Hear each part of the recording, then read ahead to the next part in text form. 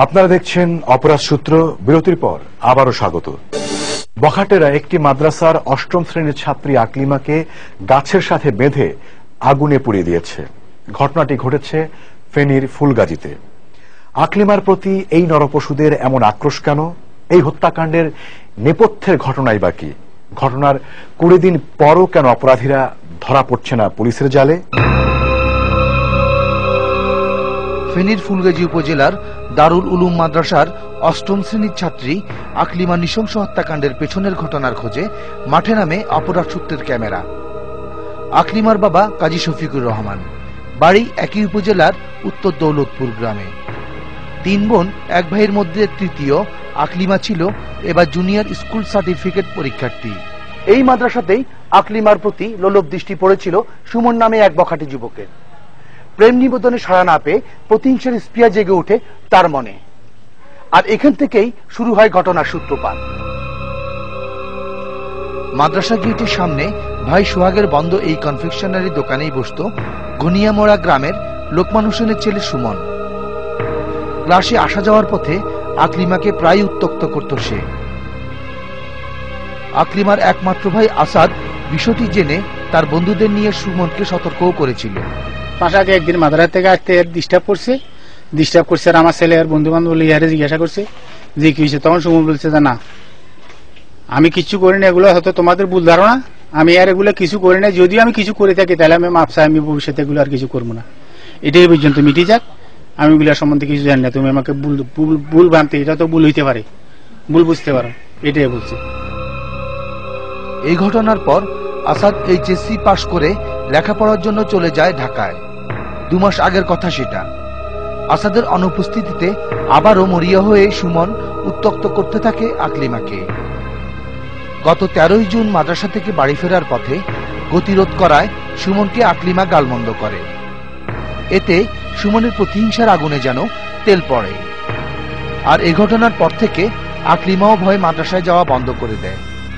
আকলিমার বাসায় পুরুষ বলতে থাকেন অসুস্থ বাবা কাজী শফিকুর রহমান, ভাই আসাদও থাকেন ঢাকায়। আর এমন সুযোগটাই খুঁজছিল যেন সুমন। সুযোগ বুঝে তার প্রতিহিংসা মেটাতে গত 16 জুন দিবাগত রাতের অন্ধকারে সে কি ঘটিয়েছিল এই কাজী বাড়িতে, আমরা জানবো এখন সেই ঘটনা।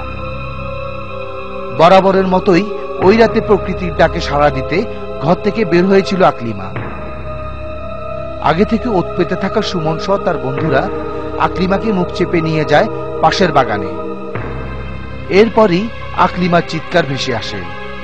একটা চিৎকার, আমি প্রথমে কিন্তু চিৎকারটা কিন্তু আমি আসলে প্রথম কিন্তু বুঝিয়ে নাই যে আমার মেয়ের। তখন হঠাৎ করে ঘুমের থেকে উঠি, দরজাটা খুলতে গেছি, এখন দেখি আমার সামনে দরজা লক করা, জানালাটা খোলা ছিল, দেখা যাচ্ছে বাইরে আগুন একটা পোস্কা যেরকম একটা হঠাৎ করে উঠে আবার হঠাৎ করে নিভে গেছে। তখন ওটা আরেকটা চিৎকার দিয়েছে, আব্বু আব্বু আব্বু আমারে বাঁচান। তখন আমার অপোজিটে একটা দরজা আছে, ওই দরজা দিয়ে আমি বাইরে আসি এখন দেখছি যে সে পানিতে পড়ে রয়েছে। এখানে এ পর্যন্ত পানি, এই উপরে গাঁটলাই যে ফাঁকাটা দেখতেছেন, এই ফাঁকাটার উপরে হাত দিয়ে চিকারে করতেছে। এখন দেখতেছি গায়ে কোনো কিছু নাই, শুধু হাতের ভিতরে মনে হয় যেন ছিঁড়া কাপড় আছে না, কাপড় যেরকম এরকম। তখন আসি দেখতেছি এই যে গাছটা দেখতেছেন, এই যে পোড়া পাতাগুলো দেখতেছেন, এগুলো কিন্তু এই যে এগুলো কিন্তু আগুনে পোড়া, কিন্তু এই যে পাতাগুলো দেখা যাইতেছে এগুলো সবগুলো কিন্তু আগুনে পোড়া, এই পাতাগুলা। তখন কিন্তু আরো স্পষ্ট ছিল, কিন্তু তখন এখান থেকে উঠে ঘরে নিলাম। ঘরে নেওয়ার পরে তো মেয়ে আমার আর কিছু বলে নাই, শুধু আত্মার চিৎকার, হঠাৎ শোয়ার থেকে উঠে আতঙ্ক সৃষ্টি হয়, আতঙ্ক যেভাবে এরকম হইতেছে। হ্যাঁ, আতঙ্ক হইয়া বলে আব্বু তুমি এদের বিচার করবে না, কি বিচার করবো আব্বু কার? তখন আর কিছু বলতে পারে না। আকলিমাকে আশঙ্কাজনক অবস্থায় দ্রুত নিয়ে আসা হয় ফেনী জেলা হাসপাতালে।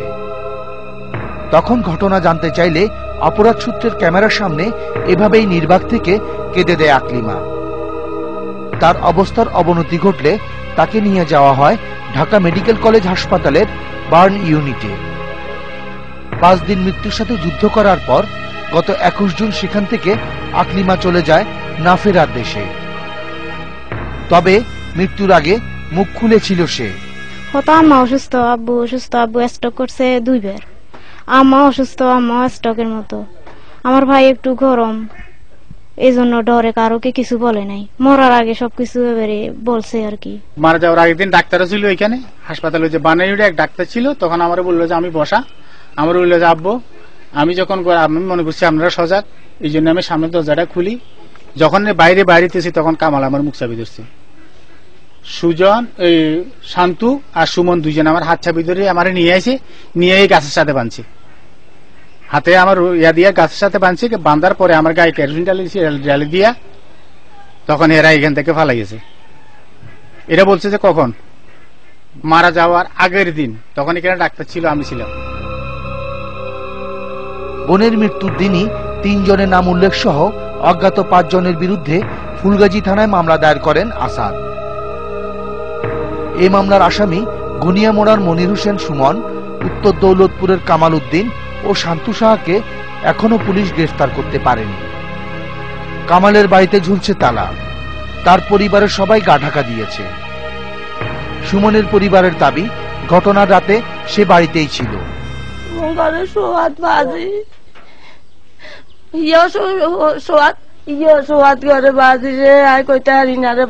আল্লাহ আল্লাহ দেখছে সবাই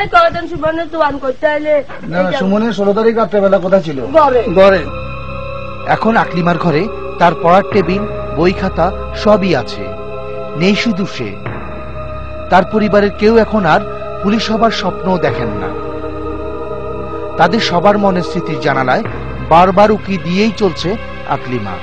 আমার মেয়ের যে হুকুম করছে ফুটছে, এর আমার সামনে আনি দিলে আমি এর গাইতে তেল লাগাই দিচ্ছে, আগুন দিলে আমার মনে হয় যে আমার তো ভালো লাগবে। মাথা ছুরি দিত, কাপড় চোপড় গায়ে দিয়ে দিত, বই খাতা বেগে ঢুকিয়ে দিত,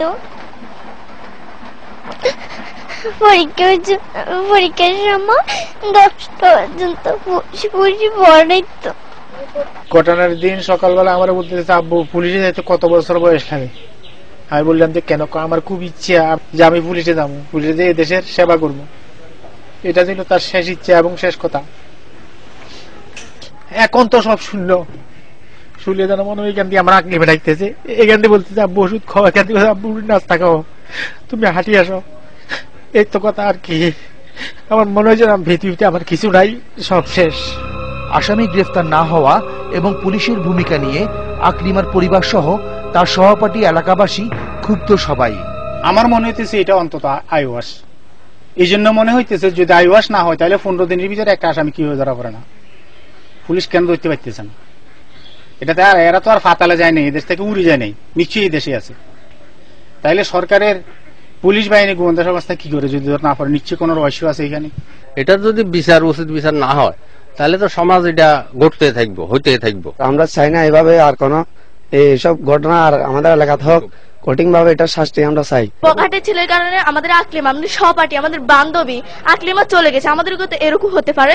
আমরা এটার সুষ্ঠু বিচারের আশা করি, সুষ্ঠু বিচার হতে হবে, তারপরে তাদের ফাঁসি হতে হবে। আকলিমার নৃশংস হত্যাকাণ্ডের ঘটনায় আসামিদেরকে এখন পর্যন্ত কেন গ্রেফতার করা যায়নি, এর বাধাটা কোথায়, এই বিষয় জানতে অপরাধ সূত্রের ক্যামেরা এখন ফুলগাজী থানায়।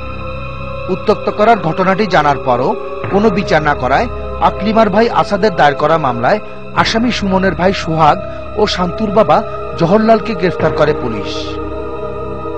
কিন্তু ক্যামেরার সামনে পুলিশ বিস্তারিত কিছুই বলতে রাজি নয়, শুধু এতটুকু বললেন আসামিদেরকে গ্রেফতারের জন্য হন্যে হয়ে খুঁজছেন তারা। আকলিমার হত্যাকাণ্ডের বিষয়টা আমরা আসামি ধরার ব্যাপারে আমাদের কোনো বাধা নেই।